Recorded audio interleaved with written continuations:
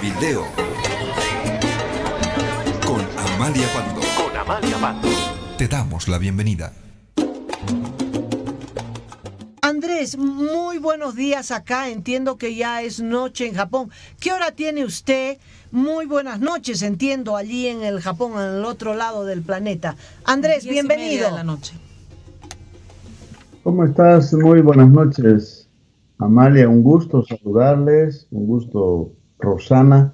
Aquí son las 10:30 de la noche. 10:30 de la noche. Ya tendrías que estar durmiendo o en el Japón. ¿Estás en Tokio? Pregunta. Debe haber una intensa vida nocturna. Andrés. No, ahora estoy en Sendai, que es una ciudad que está a 300 y algo más kilómetros de Tokio, al noreste en el territorio japonés. Viajé en un tren bala, es decir, rapidísimo, 300 kilómetros, es una hora y casi nada. Una hora. Es como de aquí a Oruro, que lo más rápido, acá en una flota, alguito irresponsable, llegamos en 2 horas y algo, ¿no? Sí, 3 Tren horas. bala, ¿cómo es eso, Andrés? Cuéntame, descríbeme, ¿cómo es un tren bala? Bueno, es un tren muy veloz, diseñado justamente para eso, aerodinámico. Además, es muy confortable. Afuera está, por ejemplo, ahora mismo como 1 grado bajo cero, estaba nevando aquí en Sendai, pero desde el momento que tú entras a la estación del tren bala, además que está en varios pisos, porque hay que buscar la línea que te va a llevar a determinada ciudad, la calefacción. Y cuando entras al bus o al tren, la calefacción. Los asientos muy cómodos. Es como un avión, ¿no? Nomás que va por las rieles. Además, muy rápido. Y pues es un transporte muy cómodo y agiliza enormemente, ¿no?, el transporte de pasajeros aquí en este país que tiene alrededor de 130 millones de habitantes. Claro. ¿Cuánto costará, no, el pasaje? Como $100. El pasaje desde Tokio hasta Sendai, hasta donde estamos ahora, como $100 cuesta. Bueno, eso es lo que paga ese confort, esa comodidad, ¿no? No podemos comparar con los 20 pesitos que cuesta La Paz Oruro, ¿no? Claro, 20 o 30. No, esa es la diferencia, 700 bolivianos el pasaje. Andrés, ¿qué andas haciendo en el Japón? Debes estar feliz, todo chinito, ¿no? Todo como vos, ahí te debes sentir local, Andrés. No. Bueno, yo aquí tengo los ojos más grandes que los japoneses, Estás ojoso en el Japón. pero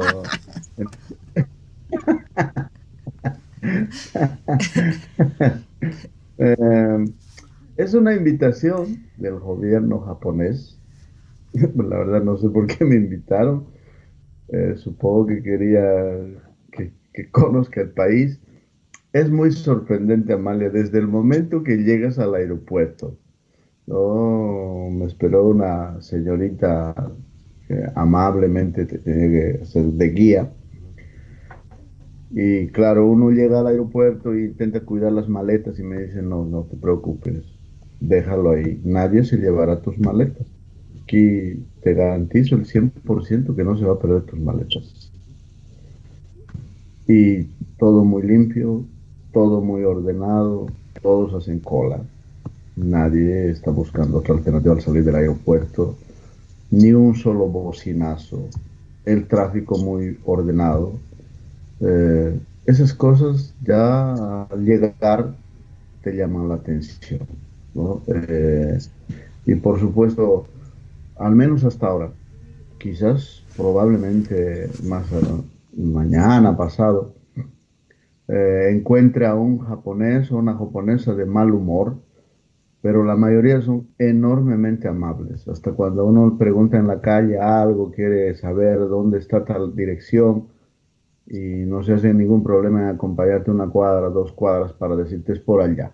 tiene que ir por este lado, aquí, así, o indicar tal metro, que para nosotros es muy poco habitual, ¿no? No tenemos ese tipo de transporte.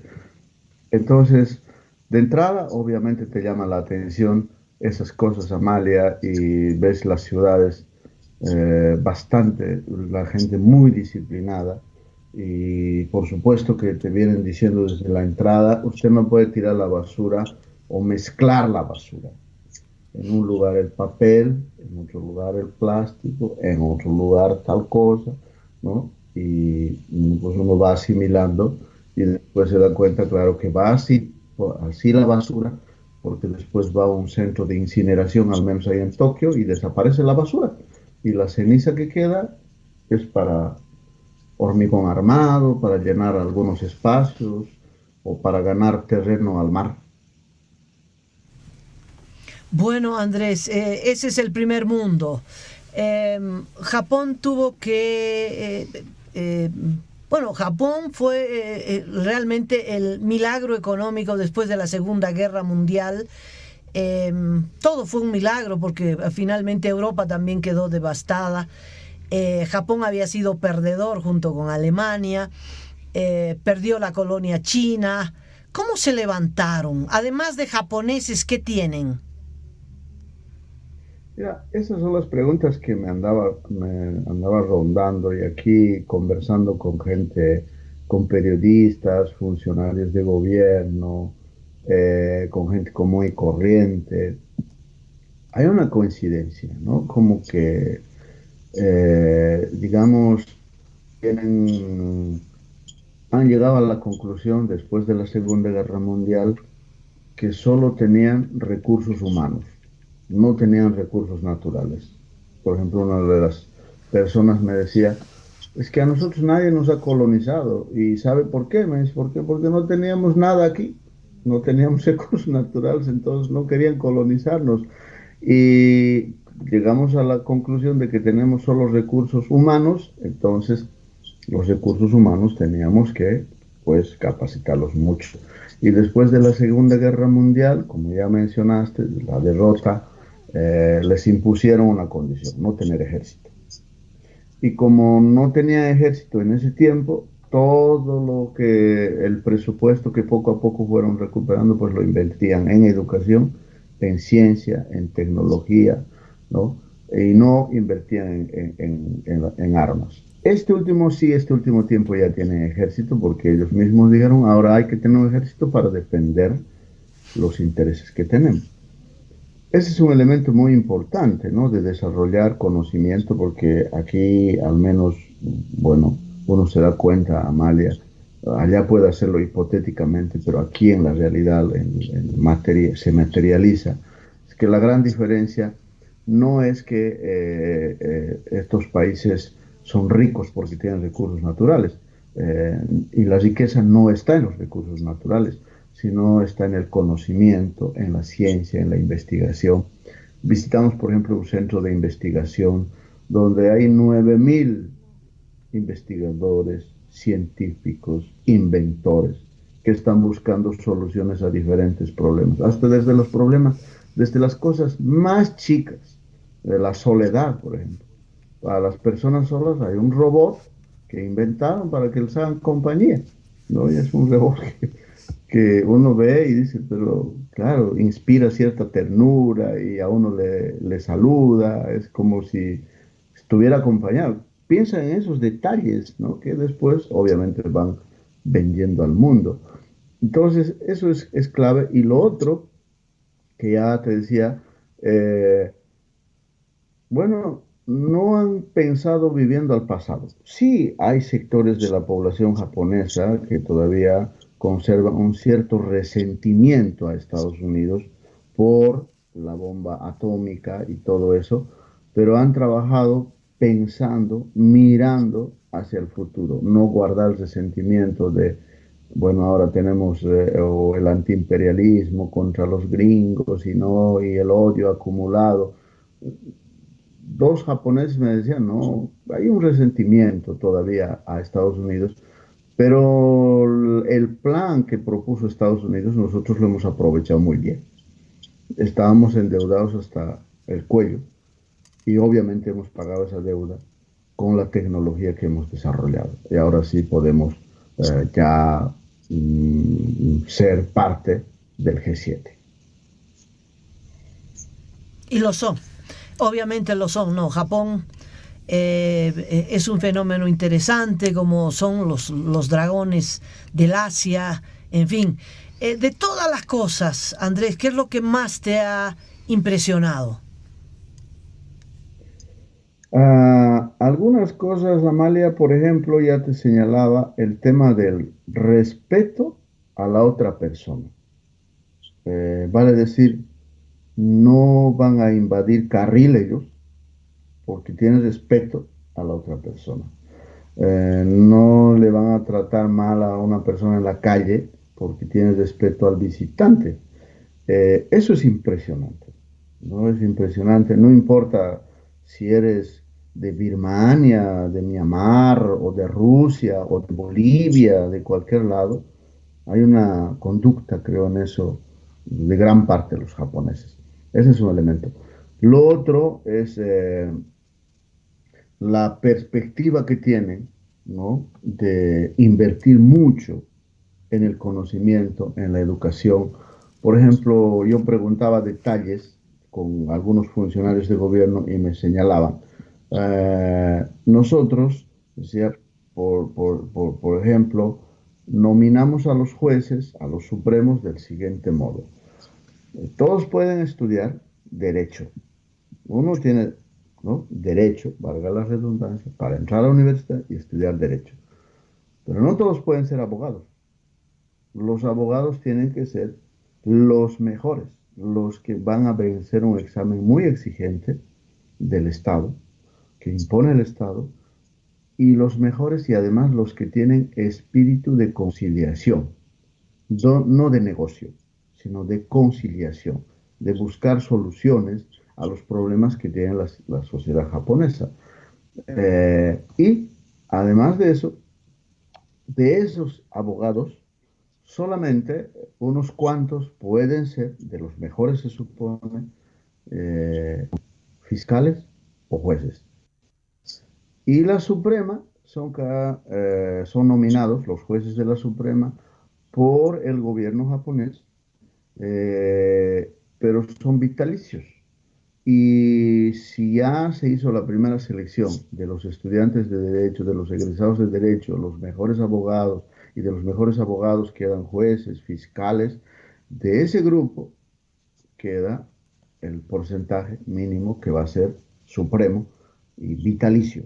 Y uno de ellos decía en broma, bueno, la mayoría pues son ancianos, casi todos, y tienen prácticamente, son sabios que van a administrar la justicia de tal modo que la sociedad japonesa va a confiar en ese tribunal. Ese es un elemento muy, muy importante. Lo otro que me impresiona, pero que es que veo que esta sociedad japonesa es muy occidentalizada, ¿no?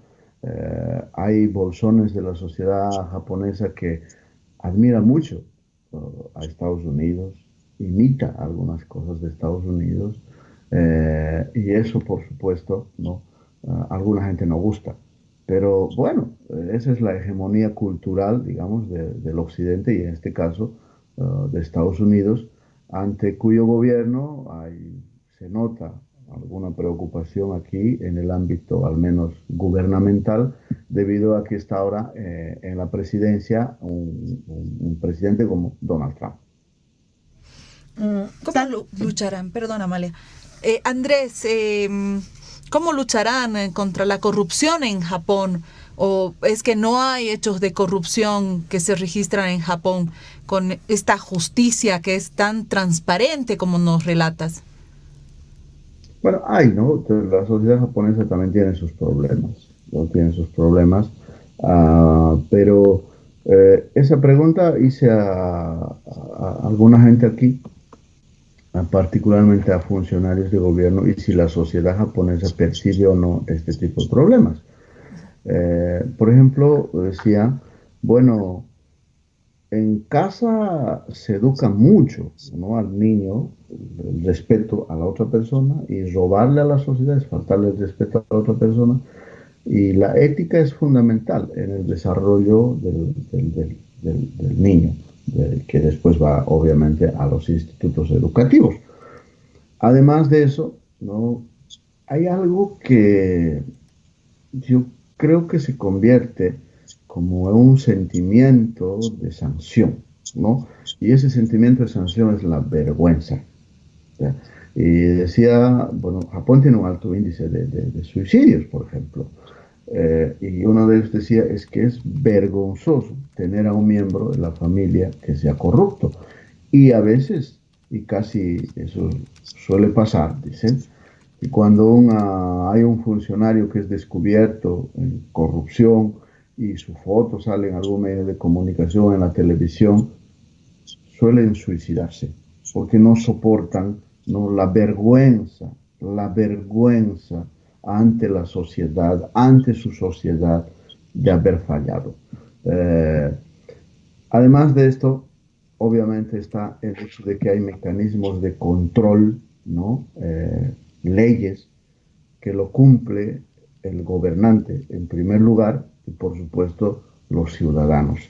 Eh, el ámbito se lucha, al menos por lo que han expuesto, es desde el ámbito ético, jurídico y político. Bueno, un ministro de Economía hace un año renunció por actos de corrupción, ¿no?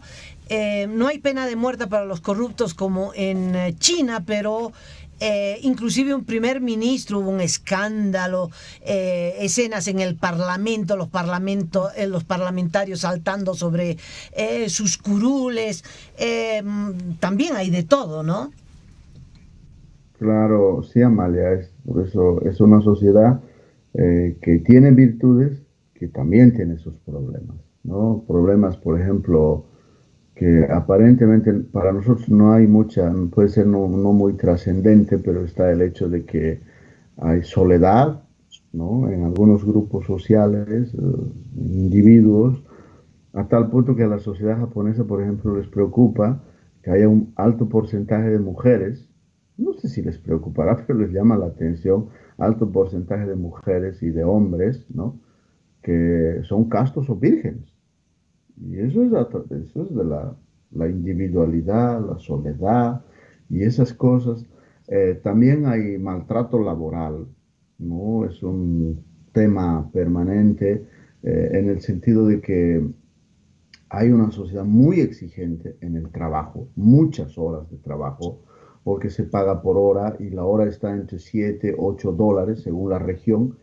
Y esos 7 u 8 dólares, ¿no? Que para la gente, para ir acumulando, tener más ingresos, porque la vida es carísima, entonces tiene que trabajar más tiempo. Y la exigencia hace que algunos jefes o directores o mandos medios de una empresa pues exijan mucho y haya un maltrato laboral, lo que genera también problemas en la sociedad japonesa.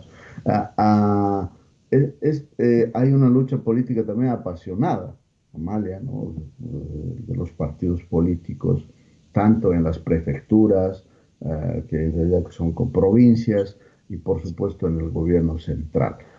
Y hay un punto que a mí me sorprendió gratamente, además de las otras cosas, es cómo se define el salario mínimo, ¿no? Pues es interesante. Eh, Hay una negociación anual entre sindicatos y empresarios, ¿verdad? Pero hay un tercer actor, que es la sociedad civil. Esa sociedad civil es representada, lo que llaman el interés público, por intelectuales, pueden ser economistas, sociólogos, quienes aportan con datos reales sobre la inflación, ¿no? Las proyecciones económicas y todas esas cosas, las posibilidades económicas de este año, digamos, y a partir de eso deciden si suben o no. ¿Ya? Eso a mí me llama la atención porque la sociedad civil, ahora, ¿quiénes nombran a este interés público que llaman? Los nombra el gobierno, pero es gente intelectual que no le va a decir, no va a hacer lo que le diga el gobierno, no va a maquillar cifras, ni va a decir, bueno, el crecimiento va a subir aquí. No, hace un estudio técnico y les dice, esto es así. Y en función de eso, ya las otras partes se ponen de acuerdo.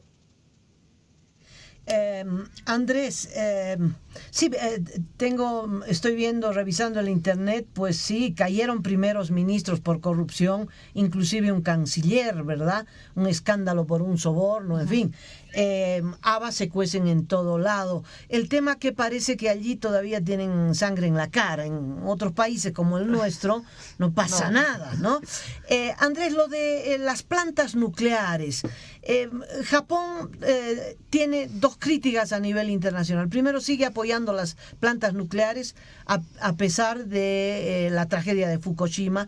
Y lo otro, matan especies que realmente es doloroso para el planeta, desde ballenas hasta delfines, esos sonrientes, ¿verdad?